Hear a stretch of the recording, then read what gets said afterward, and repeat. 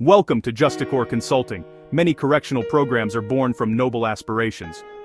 Leaders, staff, and policymakers genuinely want to reduce recidivism. They seek to create safer communities and more rehabilitative institutional environments. They invest time, energy, and public funds into initiatives designed to change lives and break cycles of incarceration.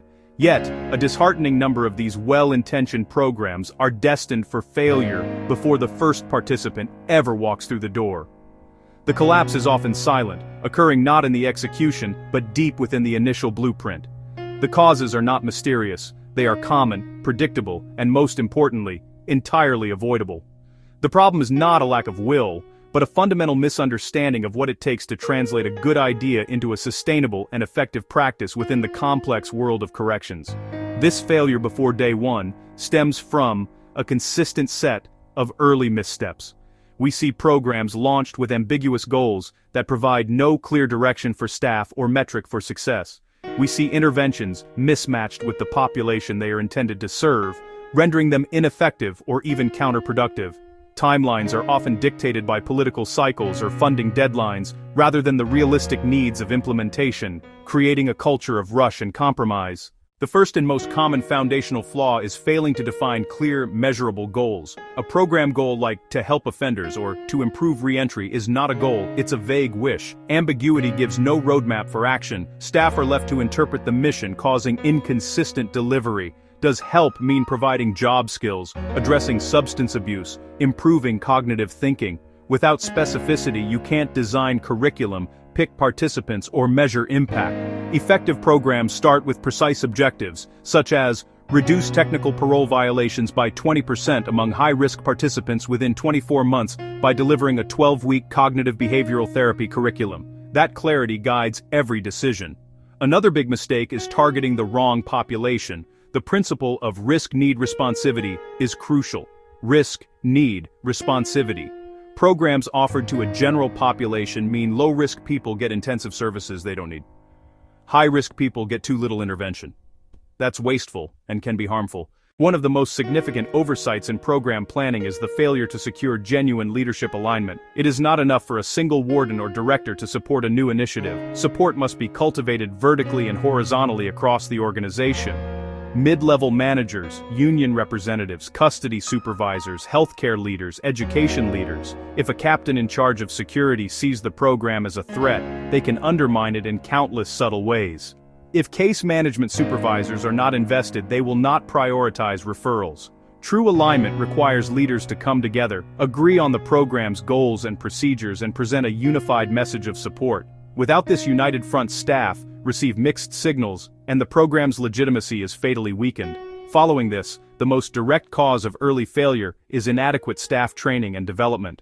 The demand for quick results creates an environment where a proper pilot phase is seen as an unaffordable luxury rather than an essential step. A pilot is a controlled, small-scale test in a real-world setting. It is the single best way to discover what you don't know.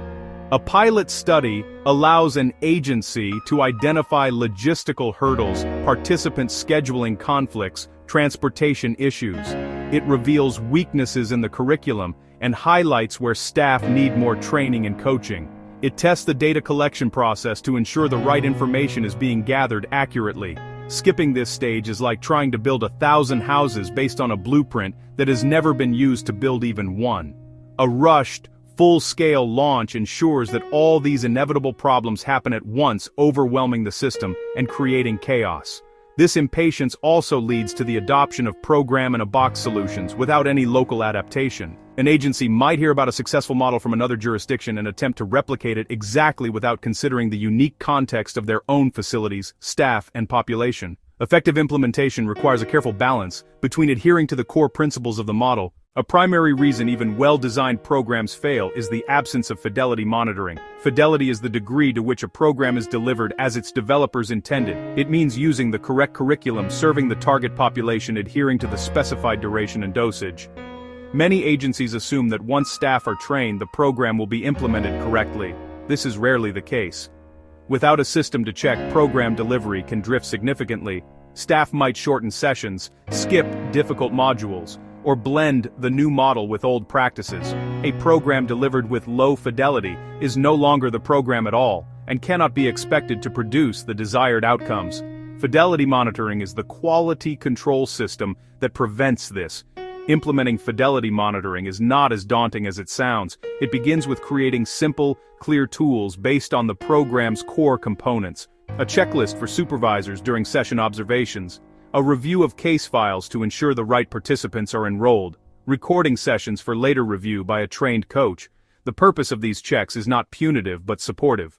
To avoid these predictable failures, leaders must commit to a new, more disciplined approach to program implementation. The journey begins with planning. First, define success with absolute clarity. Move beyond vague statements and write specific, measurable, achievable, relevant time-bound goals.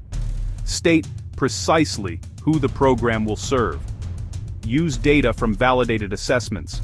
Identify the target risk and need levels. Document the core components of the intervention. Create a clear operational manual to guide staff in monitoring. This initial investment in clarity prevents confusion and drift. It ensures everyone is working toward the same destination from the very beginning. Second, build a coalition of support before you build the program. Do not develop the plan in isolation. Engage key stakeholders from the start: frontline staff, union leadership, mid-level managers, leaders from other departments. Third, treat staff training and coaching as the most critical long-term investment. Budget for a comprehensive training process beyond a single workshop. Finally, you must see what you are doing. Build simple, non-negotiable systems for monitoring fidelity and tracking performance data from day one.